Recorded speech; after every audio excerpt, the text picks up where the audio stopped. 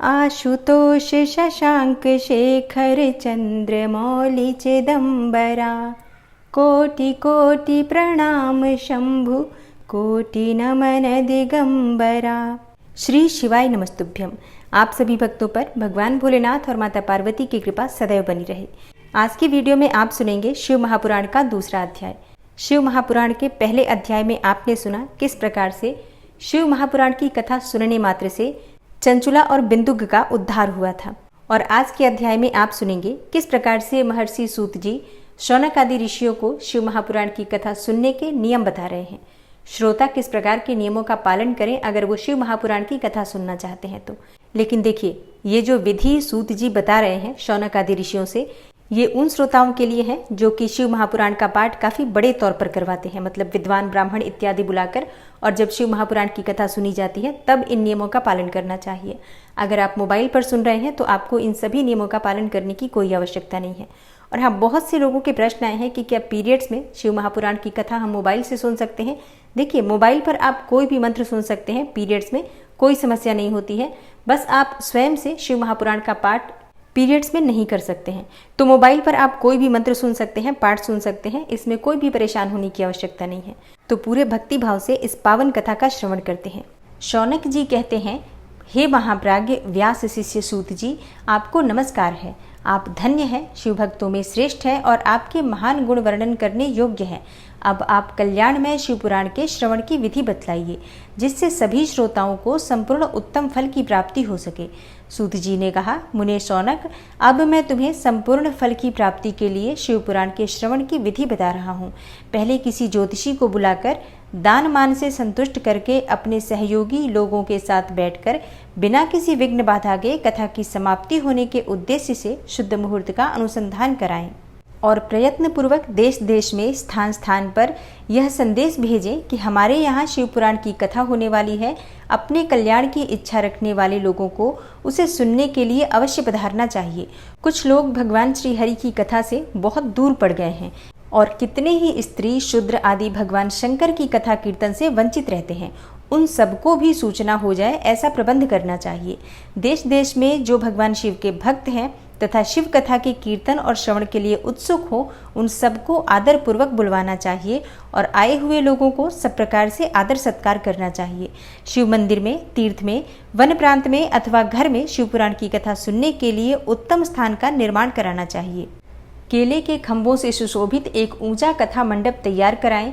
उसे सब ओर फल पुष्प आदि से तथा सुंदर चंदावे से अलंकृत करें और चारों ओर से ध्वजा पताका लगाकर तरह तरह के सामानों से सजाकर सुंदर शोभा संपन्न बना दें।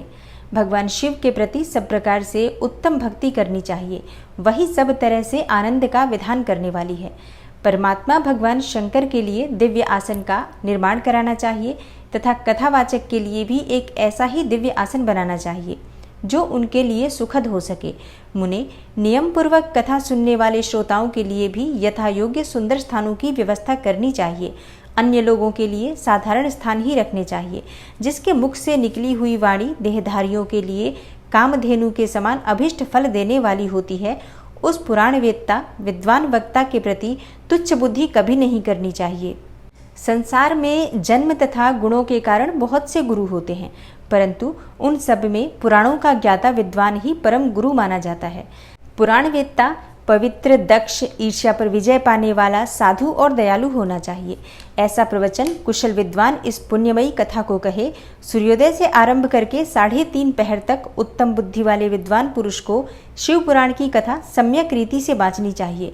मध्याह्न काल में 2 घड़ी तक कथा बंद रखनी चाहिए, जिससे कथा कीर्तन से अवकाश पाकर लोग मल मूत्र का त्याग कर सकें। कथा प्रारंभ से एक दिन पहले व्रत ग्रहण करने के लिए उस वक्ता को क्षीर करा लेना चाहिए। जिन दिनों कथा हो रही हो उन दिनों प्रयत्न पूर्वक प्रातःकाल का सारा नित्य कर्म संक्षेप में ही कर लेना चाहिए।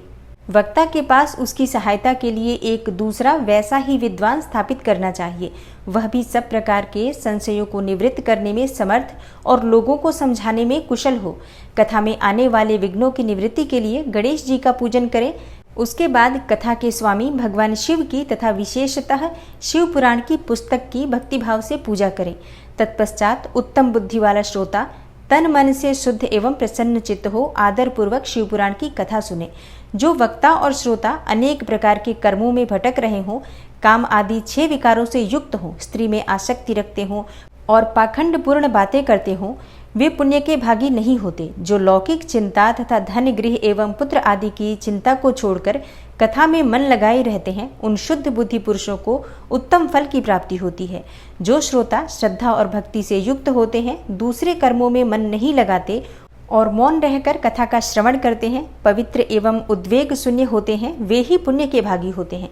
सूत जी बोले, सौनक, अब शिव पुराण सुनने का व्रत लेने वाले पुरुषों के लिए जो नियम है, उन्हें भक्ति पूर्वक सुनो। नियम पूर्वक इस श्रेष्ठ कथा को सुनने से बिना किसी विघ्न बाधा के उत्तम फल की प्राप्ति होती है। और जो लोग दीक्षा से रहित होते हैं, उनका कथा श्रवण में अधिकार नहीं है। अतः मुने, कथा सुनने की इच्छा वाले सब लोगों को पहले वक्ता से दीक्षा ग्रहण करनी चाहिए। जो लोग नियम से कथा सुने, उनको ब्रह्मचर्य से रहना चाहिए, भूमि पर सोना चाहिए और पत्तल में खाना चाहिए। प्रतिदिन कथा समाप्त होने पर ही अन्न ग्रहण करना चाहिए।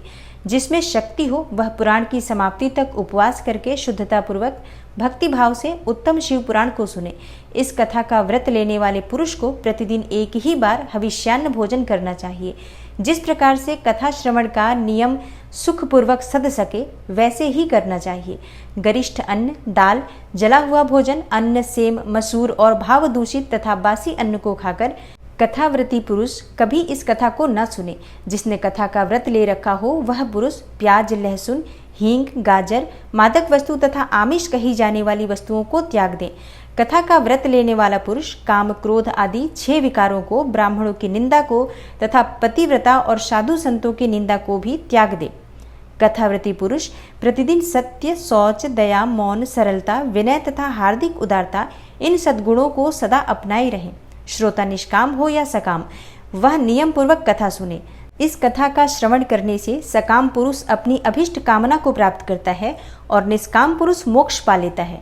दरिद्र, क्षय का रोगी, पापी, भाग्यहीन तथा संतान रहित पुरुष भी इस उत्तम कथा को सुने। काक, बंध्या आदि जो 7 प्रकार की दुष्टा स्त्रियां होती हैं, उन्हें इस कथा का श्रवण करना चाहिए तथा जिसका गर्भ गिर जाता हो, वह इन सभी को महापुराण की उत्तम कथा सुननी चाहिए। मुने, स्त्री हो या पुरुष, सबको यत्नपूर्वक विधि विधान से शिवपुराण की यह उत्तम कथा सुननी चाहिए। महर्षि, इस तरह शिवपुराण की कथा के पाठ एवं श्रवण संबंधी यज्ञोत्सव की समाप्ति होने पर श्रोताओं को भक्ति एवं प्रयत्न पूर्वक भगवान शिव की पूजा की भांति पुराण पुस्तक की भी पूजा करनी चाहिए। तदनंतर विधि पूर्वक वक्ता का भी पूजन करना आवश्यक होता है। पुस्तक को आच्छादित करने के लिए नवीन एवं सुंदर बस्ता बनावें और उसे बांधने के लिए दृढ़ एवं दिव्य डोरी लगावें। फिर उसका विधिवत पूजन करें। मुनि श्रेष्ठ, इस प्रकार महान उत्सव के साथ पुस्तक और वक्ता की विधिवत पूजा करके वक्ता की सहायता के लिए स्थापित हुए पंडित का भी उसी के अनुसार धन आदि के द्वारा उससे कुछ ही कम सत्कार करें। वहां आए हुए ब्राह्मणों को अन्न धन आदि का दान करें। साथ ही गीत, वाद्य और नृत्य आदि के द्वारा महान उत्सव रचाएं। और हे मुने, यदि श्रोता विरक्त हो तो उसके लिए कथा समाप्ति के दिन विशेष रूप से उस गीता का पाठ करना चाहिए जिसे श्री रामचंद्र जी के प्रति भगवान शिव ने कहा था। यदि श्रोता गृहस्थ हो तो उस बुद्धिमान को उस श्रवण कर्म की शांति के लिए शुद्ध हविष्य के द्वारा होम करना चाहिए। मुने, रुद्र संहिता के प्रत्येक श्लोक द्वारा होम करना उचित है अथवा गायत्री मंत्र से होम करना चाहिए, क्योंकि वास्तव में यह पुराण गायत्रीमय ही है। अथवा शिव पंचाक्षर मूल मंत्र से हवन करना उचित है। होम करने की शक्ति न हो तो वह विद्वान पुरुष यथाशक्ति हवनीय हविष्य का ब्राह्मण को दान करे और न्यूनातिरिक्ता रूप दोष की शांति के लिए भक्ति पूर्वक शिव सहस्त्रनाम का पाठ अथवा श्रवण करे। इससे सब कुछ सफल होता है, इसमें संशय नहीं है, क्योंकि तीनों लोकों में इससे बढ़कर कोई वस्तु नहीं है। कथा श्रवण संबंधी व्रत की पूर्णता की सिद्धि के लिए 11 ब्राह्मणों को मधु मिश्रित खीर भोजन कराएं और उन्हें दक्षिणा दें। मुने, यदि शक्ति ना हो तो 3 तोले सोने का एक सुंदर सिंहासन बनवाएं और उस पर उत्तम अक्षरों में लिखी अथवा लिखाई हुई शिवपुराण की पोथी विधि पूर्वक स्थापित करें और उसके बाद पुरुष उसकी आवाहन आदि विविध उपचारों से पूजा करके दक्षिणा चढ़ावें। फिर जितेंद्रीय आचार्य का वस्त्र आभूषण एवं गंध आदि से पूजन करके दक्षिणा सहित वह पुस्तक उन्हें समर्पित कर दें। उत्तम बुद्धि वाला श्रोता इस प्रकार भगवान शिव के संतोष के लिए पुस्तक का दान करे। शौनक, इस पुराण के उस दान के प्रभाव से भगवान शिव का अनुग्रह पाकर पुरुष भव बंधन से मुक्त हो जाता है। इस तरह विधि विधान का पालन करने पर श्री संपन्न शिवपुराण संपूर्ण फल को देने वाला तथा भोग और मोक्ष का दाता होता है। हे मुने, शिवपुराण का वह सारा महात्म्य जो संपूर्ण अभीष्ट को देने वाला है मैंने तुम्हें कह सुनाया। अब और क्या सुनना चाहते हो? श्रीमान शिवपुराण समस्त पुराणों के भाल का तिलक माना गया है। यह भगवान शिव को अत्यंत प्रिय, रमणीय तथा भवरोग का निवारण करने वाला है। जो सदा भगवान शिव का ध्यान करते हैं, जिनकी वाणी शिव के गुणों की स्तुति करती है और जिनके दोनों कान उनकी कथा सुनते हैं, इस जीव जगत में उन्हीं का जन्म लेना सफल है। वे निश्चय ही संसार सागर से पार हो जाते हैं। भिन्न भिन्न प्रकार के समस्त गुण जिनके सच्चिदानंदमय स्वरूप का कभी स्पर्श नहीं करते, जो अपनी महिमा से जगत के बाहर और भीतर भासमान हैं तथा जो मन के बाहर और भीतर वाणी एवं मनोवृत्ति रूप में प्रकाशित होते हैं, उन अनंत आनंद घन स्वरूप परम शिव की मैं शरण लेता हूँ, जो आदि और अंत में तथा मध्य में भी नित्य मंगलमय है, जिनकी समानता अथवा तुलना कहीं भी नहीं है, और जो आत्मा के स्वरूप को प्रकाशित करने वाले देवता परमात्मा हैं, जिनके 5 मुख हैं और जो खेल ही खेल में अनायास जगत की रचना, पालन और संहार तथा अनुग्रह एवं तिरोभाव रूप 5 प्रबल कर्म करते रहते हैं, उन सर्वश्रेष्ठ अजर अमर ईश्वर अंबिकापति भगवान शंकर का मैं मन ही मन चिंतन करता हूँ।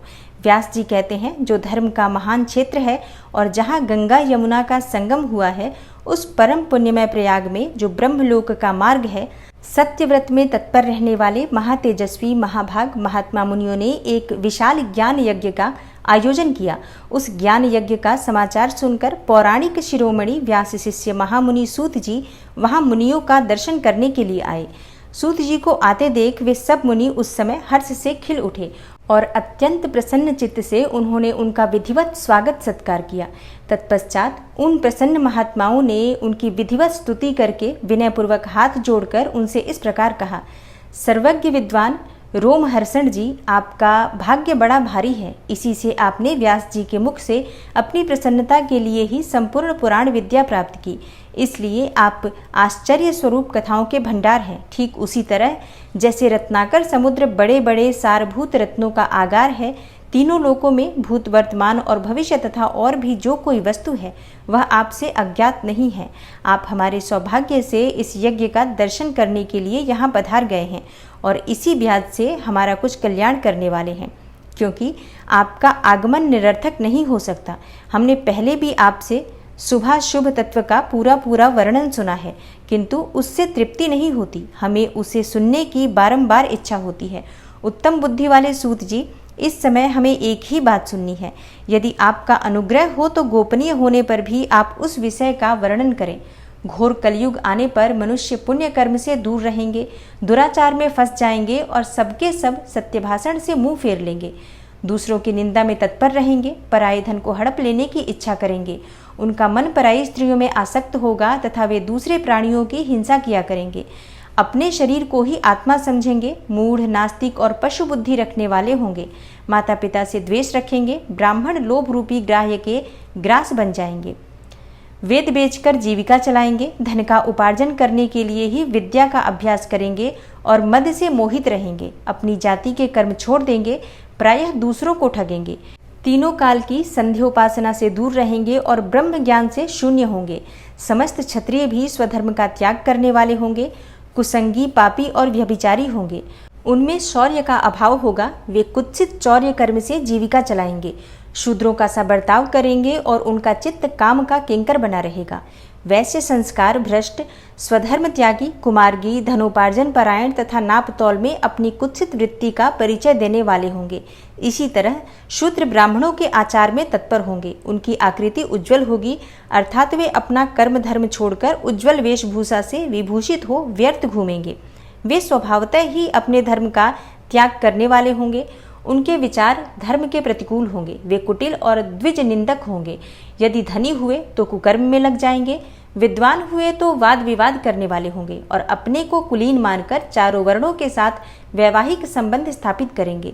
समस्त वर्णों को अपने संपर्क से भ्रष्ट करेंगे और वे लोग अपनी अधिकार सीमा से बाहर जाकर द्विजोचित सत्कर्मों का अनुष्ठान करने वाले होंगे। कलयुग की स्त्रियां प्रायः सदाचार से भ्रष्ट और पति का अपमान करने वाली होंगी। सास ससुर से द्रोह करेंगी, किसी से भय नहीं मानेंगी, मलिन भोजन करेंगी, कुत्सित हाव भाव में तत्पर होंगी और उनका शील स्वभाव बहुत बुरा होगा और वे अपने पति की सेवा से सदा ही विमुख रहेंगी। सूत जी, इस तरह जिनकी बुद्धि नष्ट हो गई है, जिन्होंने अपने धर्म का त्याग कर दिया है, ऐसे लोगों को इहलोक और परलोक में उत्तम गति कैसे प्राप्त होगी, इसी चिंता से हमारा मन सदा व्याकुल रहता है। परोपकार के समान दूसरा कोई धर्म नहीं है। अतः जिस छोटे से उपाय से इन सबके पापों का तत्काल नाश हो जाए, उस उपाय को इस समय कृपा पूर्वक बताइए, क्योंकि आप समस्त सिद्धांतों के ज्ञाता हैं। व्यास जी कहते हैं, उन भावितात्मा मुनियों की यह बात सुनकर सूत जी मन ही मन भगवान शंकर का स्मरण करके उनसे इस प्रकार बोले। सूत जी कहते हैं, साधु महात्माओं, आपने बहुत अच्छी बात पूछी है। आपका यह प्रश्न तीनों लोगों का हित करने वाला है। मैं गुरुदेव व्यास का स्मरण करके आप लोगों को स्नेहवश इस विषय का वर्णन करूंगा। आप आदर पूर्वक सुने। सबसे उत्तम जो शिवपुराण है वह वेदांत का सार सर्वस्व है तथा वक्ता और श्रोता का समस्त पापराशियों से उद्धार करने वाला है। इतना ही नहीं, वह परलोक में परमार्थ वस्तु को देने वाला है, कली की कल्मश राशि का विनाश करने वाला है। उसमें भगवान शिव के उत्तम यश का वर्णन है। ब्राह्मणों, धर्म, अर्थ, काम और मोक्ष, इन चारों पुरुषार्थों को देने वाला वह पुराण सदा ही अपने प्रभाव की दृष्टि से वृद्धि या विस्तार को प्राप्त हो रहा है। हे विप्रवरों, उस सर्वोत्तम शिव पुराण के अध्ययन मात्र से वे कलयुग के पापासक्त जीव श्रेष्ठतम गति को प्राप्त हो जाएंगे। श्री सूत जी कहते हैं, कलयुग के महान उत्पात तभी तक जगत में निर्भय होकर विचरेंगे जब तक यहाँ शिव पुराण का उदय नहीं होगा। इसे वेद के तुल्य माना गया है। इस वेदकल्प पुराण का सबसे पहले भगवान शिव ने ही प्रणयन किया था। विद्वेश्वर संहिता, रुद्र संहिता, विनायक संहिता, उमा संहिता, मातृ संहिता, एकादश रुद्र संहिता, कैलाश संहिता, शतरुद्र संहिता, कोटि रुद्र संहिता, सहस्त्र कोटि रुद्र संहिता, वायवीय संहिता तथा धर्म संहिता, इस प्रकार इस पुराण के 12 भेद या खंड हैं। ये 12 संहिताएं अत्यंत पुण्यमयी मानी गई हैं। ब्राह्मणों, अब मैं उनके श्लोकों की संख्या बता रहा हूँ। आप लोग यह सब आदर पूर्वक सुने। विद्वेश्वर संहिता में 10,000 श्लोक हैं। रुद्र संहिता, विनायक संहिता, उमा संहिता और मातृ संहिता, इनमें से प्रत्येक में 8-8 हजार श्लोक हैं।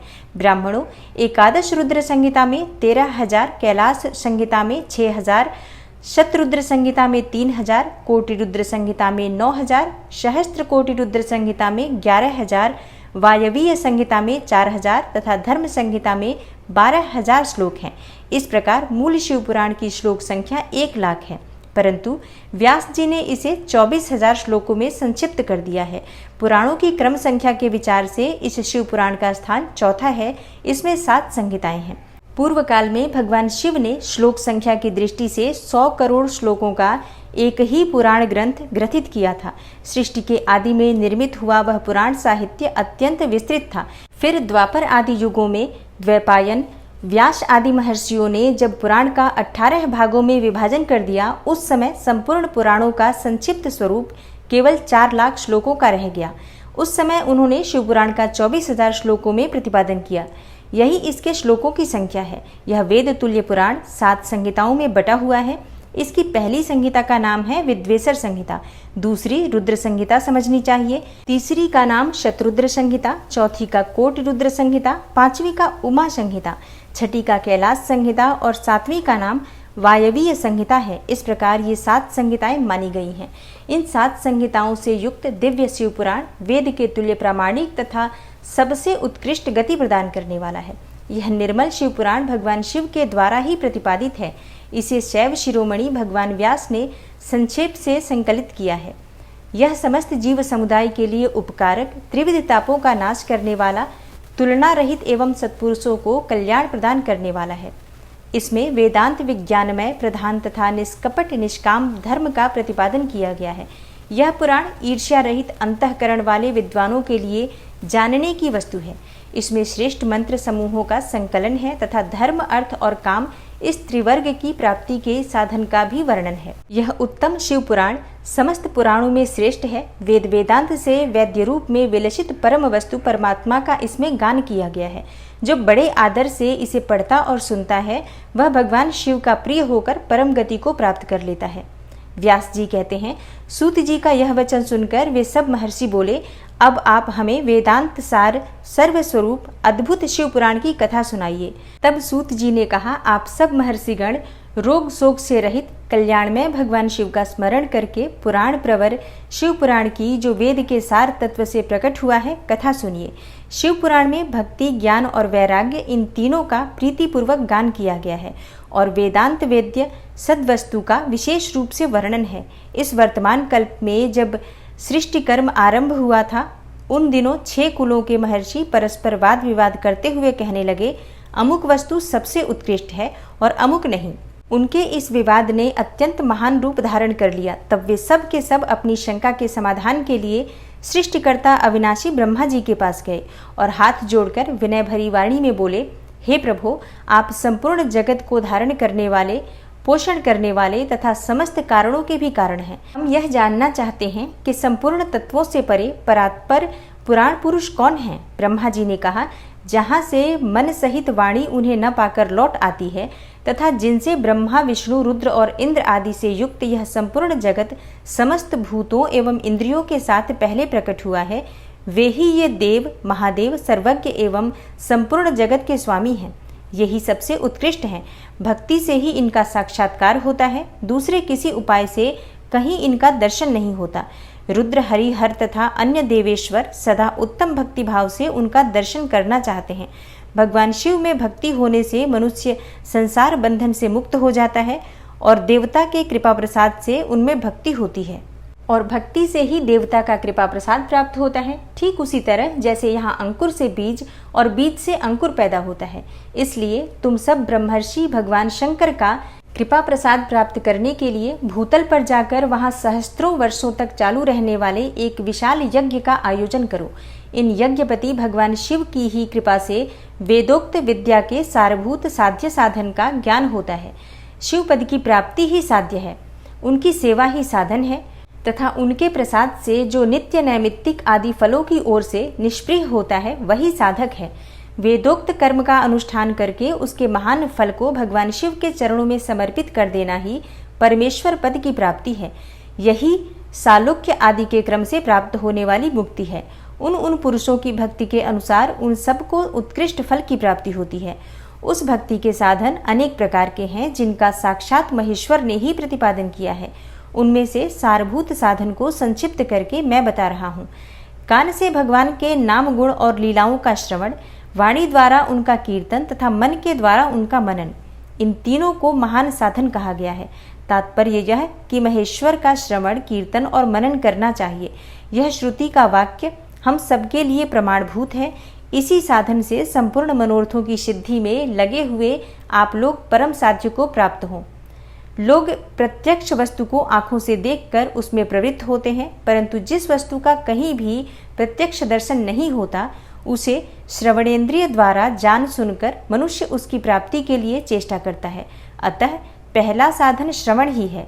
उसके द्वारा गुरु के मुख से तत्व को सुनकर श्रेष्ठ बुद्धि वाला विद्वान पुरुष अन्य साधन कीर्तन एवं मनन की सिद्धि करे।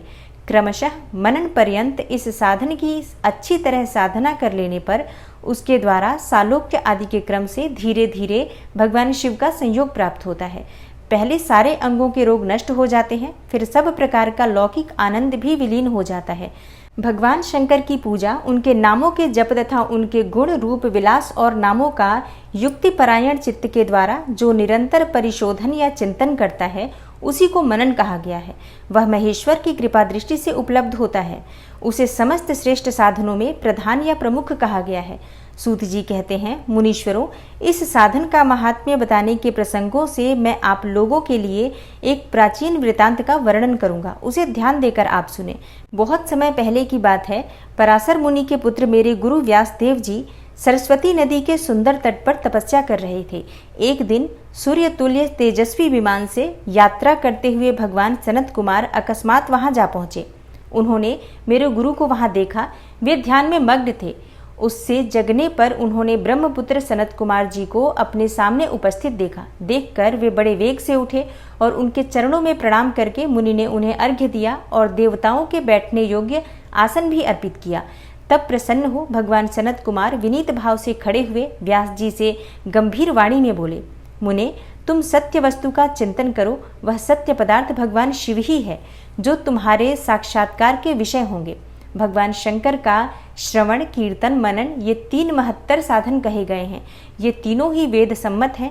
पूर्व काल में मैं दूसरे साधनों के संभ्रम में पड़कर घूमता घामता मंदराचल पर्वत पर जा पहुंचा और वहां तपस्या करने लगा।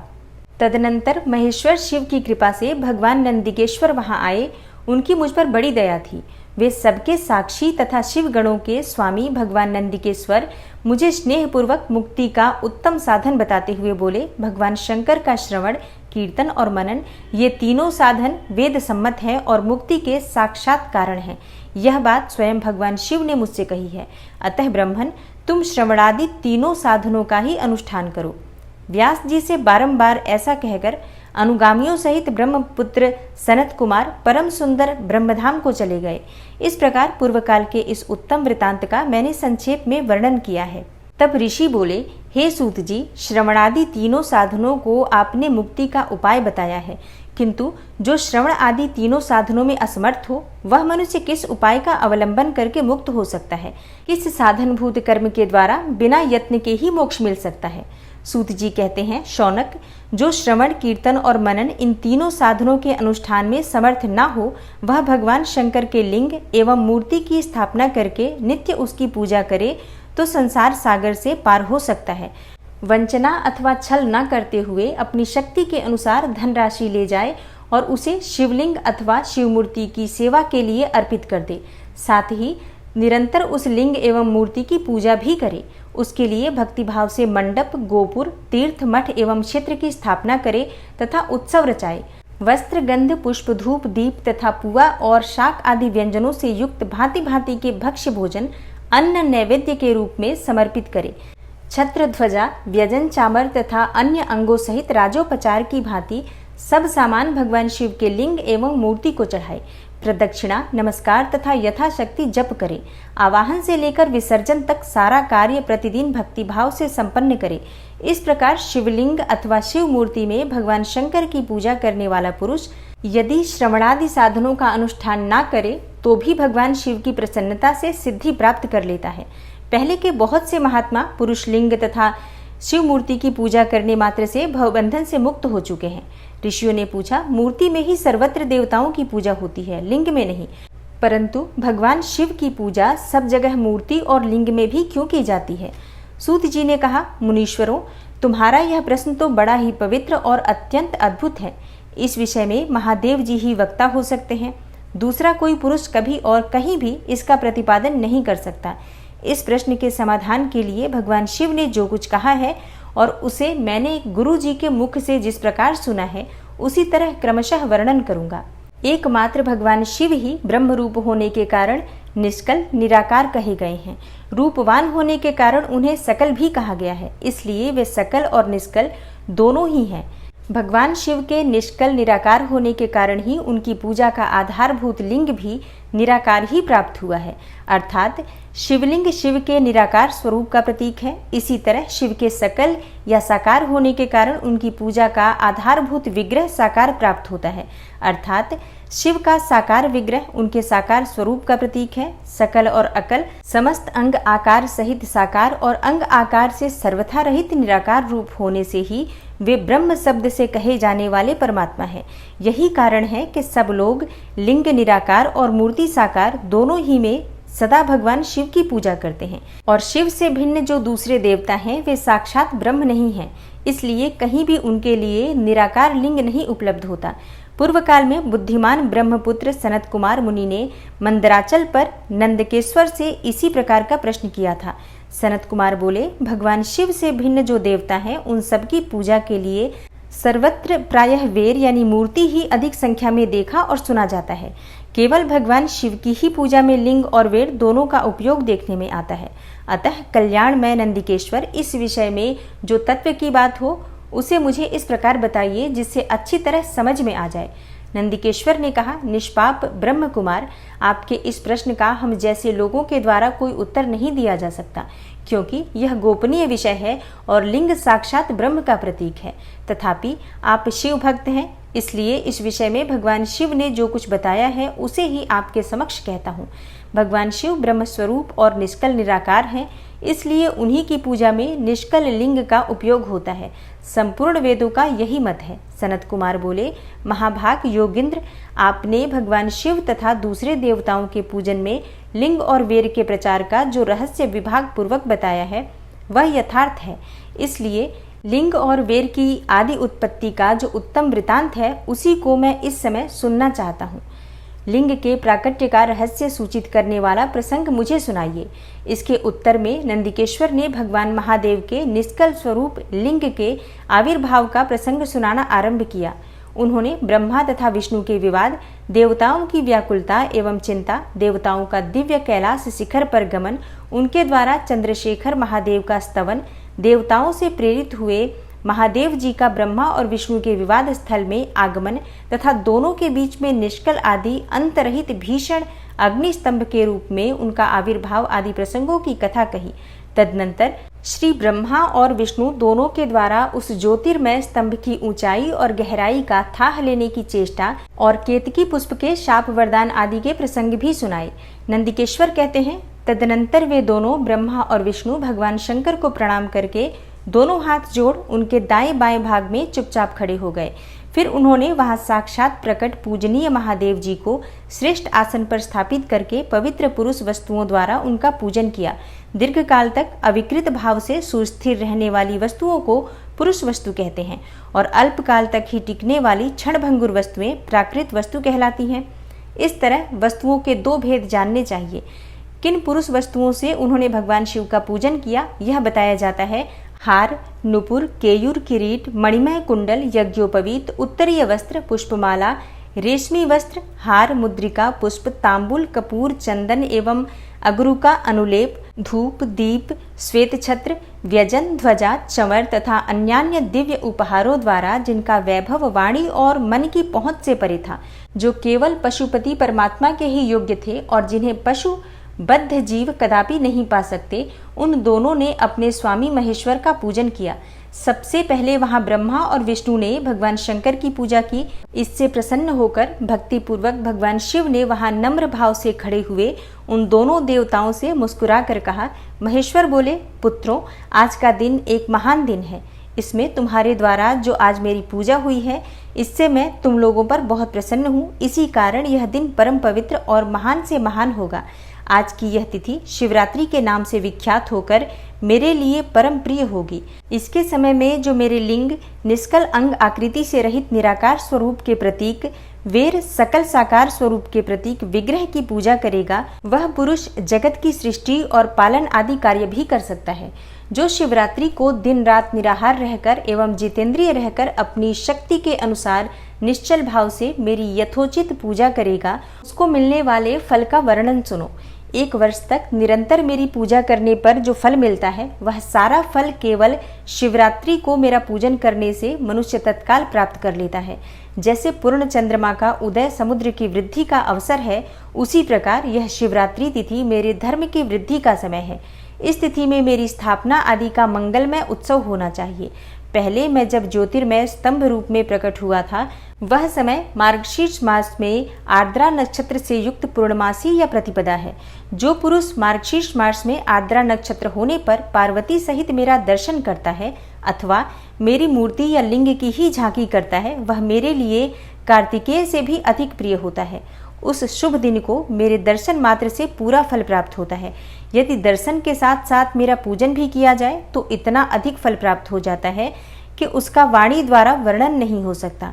वहां पर मैं लिंग रूप से प्रकट होकर बहुत बड़ा हो गया था, अतः उस लिंग के कारण यह भूतल लिंग स्थान के नाम से प्रसिद्ध हुआ। जगत के लोग इसका दर्शन और पूजन कर सकें, इसके लिए यह अनादि और अनंत ज्योति स्तंभ अथवा ज्योतिर्मय लिंग अत्यंत छोटा हो जाएगा। यह लिंग सब प्रकार के भोग सुलभ कराने वाला तथा भोग और मोक्ष का एकमात्र साधन है। इसका दर्शन, स्पर्श और ध्यान किया जाए तो यह प्राणियों को जन्म और मृत्यु के कष्ट से छुड़ाने वाला है। अग्नि के पहाड़ जैसा जो यह शिवलिंग यहाँ प्रकट हुआ है, इसके कारण यह स्थान अरुणाचल नाम से प्रसिद्ध होगा। यहाँ अनेक प्रकार के बड़े बड़े तीर्थ प्रकट होंगे। इस स्थान में निवास करने या मरने से जीवों का मोक्ष तक हो जाएगा। मेरे 2 रूप हैं, सकल और निष्कल। दूसरे किसी के ऐसे रूप नहीं है। पहले मैं स्तंभ रूप से प्रकट हुआ, फिर अपने साक्षात रूप से। ब्रह्म भाव मेरा निष्कल रूप है और महेश्वर भाव सकल रूप है। ये दोनों मेरे ही सिद्ध रूप हैं। मैं ही पर ब्रह्म परमात्मा हूँ। कलायुक्त और अकल मेरे ही स्वरूप हैं। ब्रह्म रूप होने के कारण मैं ईश्वर भी हूँ। जीवों पर अनुग्रह आदि करना मेरा कार्य है। ब्रह्मा और केशव मैं सबसे बृहत और जगत की वृद्धि करने वाला होने के कारण ब्रह्म कहलाता हूँ। सर्वत्र सम रूप से स्थित और व्यापक होने से मैं ही सबकी आत्मा हूँ। सर्ग से लेकर अनुग्रह तक आत्मा या ईश्वर से भिन्न जो जगत संबंधी 5 कृत्य है, वे सदा मेरे ही हैं। मेरे अतिरिक्त दूसरे किसी के नहीं हैं, क्योंकि मैं ही सबका ईश्वर हूँ।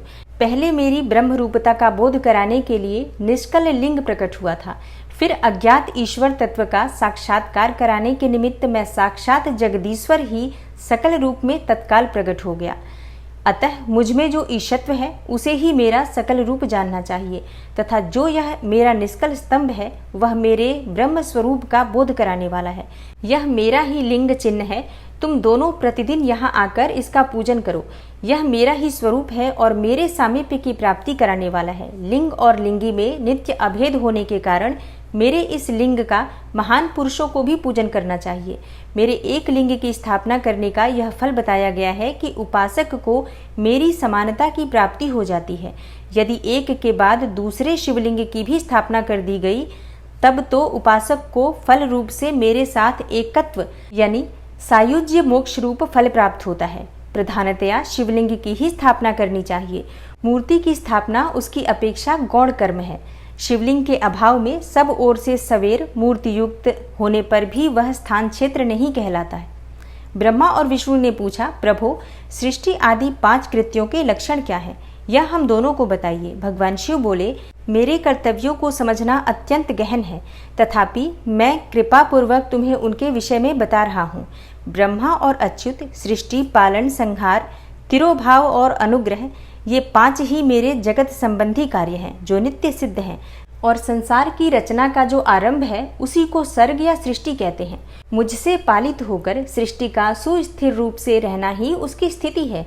उसका विनाश ही संहार है। प्राणों के उत्क्रमण को तिरोभाव कहते हैं। इन सब से छुटकारा मिल जाना ही मेरा अनुग्रह है। इस प्रकार मेरे 5 कृत्य हैं। सृष्टि आदि जो 4 कृत्य हैं वे संसार का विस्तार करने वाले हैं। 5वां कृत्य अनुग्रह मोक्ष का हेतु है। वह सदा मुझमें ही अचल भाव से स्थिर रहता है, और मेरे भक्तजन इन 5 कृत्यों को 5 भूतों में देखते हैं। सृष्टि भूतल में, स्थिति जल में, संहार अग्नि में, तिरोभाव वायु में और अनुग्रह आकाश में स्थित है। पृथ्वी से सबकी सृष्टि होती है, जल से सबकी वृद्धि और जीवन की रक्षा होती है, आग सबको जला देती है, वायु सबको एक स्थान से दूसरे स्थान को ले जाती है और आकाश सबको अनुग्रहित करता है। विद्वान पुरुषों को यह विषय इसी रूप में जानना चाहिए। इन 5 कृत्यों का भार वहन करने के लिए ही मेरे 5 मुख हैं। 4 दिशाओं में 4 मुख हैं और इनके बीच में 5वां मुख है। पुत्रों, तुम दोनों ने तपस्या करके प्रसन्न हुए मुझ परमेश्वर से सृष्टि और स्थिति नामक 2 कृत्य प्राप्त किए हैं। ये दोनों तुम्हें बहुत प्रिय हैं। इसी प्रकार मेरी विभूति स्वरूप रुद्र और महेश्वर में 2 अन्य उत्तम कृत्य संहार और तिरोभाव मुझसे प्राप्त किए हैं, परंतु अनुग्रह नामक कृत्य दूसरा कोई नहीं पा सकता। रुद्र और महेश्वर अपने कर्म को भूले नहीं हैं, इसलिए मैंने उनके लिए अपनी समानता प्रदान की है। वे रूप, वेश, कृत्य, वाहन, आसन और आयुध आदि में मेरे समान ही है। मैंने पूर्व काल में अपने स्वरूप भूत मंत्र का उपदेश किया है जो ओंकार के रूप में प्रसिद्ध है। वह महामंगलकारी मंत्र है। सबसे पहले मेरे मुख से ओंकार ओम प्रकट हुआ जो मेरे स्वरूप का बोध कराने वाला है। ओंकार वाचक है और मैं वाच्य हूँ। यह मंत्र मेरा स्वरूप ही है। प्रतिदिन ओंकार का निरंतर स्मरण करने से मेरा ही सदा स्मरण होता है। मेरे उत्तरवर्ती मुख से अकार का, पश्चिम मुख से उकार का, दक्षिण मुख से मकार का और पूर्ववर्ती मुख से बिंदु का तथा मध्यवर्ती मुख से नाद का प्राकट्य हुआ। इस प्रकार 5 अवयवों से युक्त ओंकार का विस्तार हुआ। इन सभी अवयवों से एकीभूत होकर वह प्रणव ओम नामक एक अक्षर हो गया।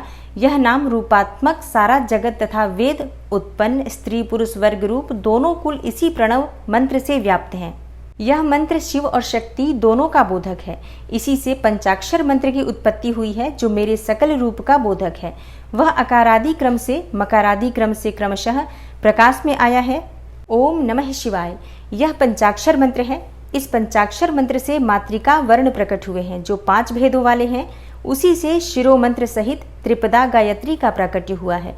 उस गायत्री से संपूर्ण वेद प्रकट हुए हैं और उन वेदों से करोड़ों मंत्र निकले हैं।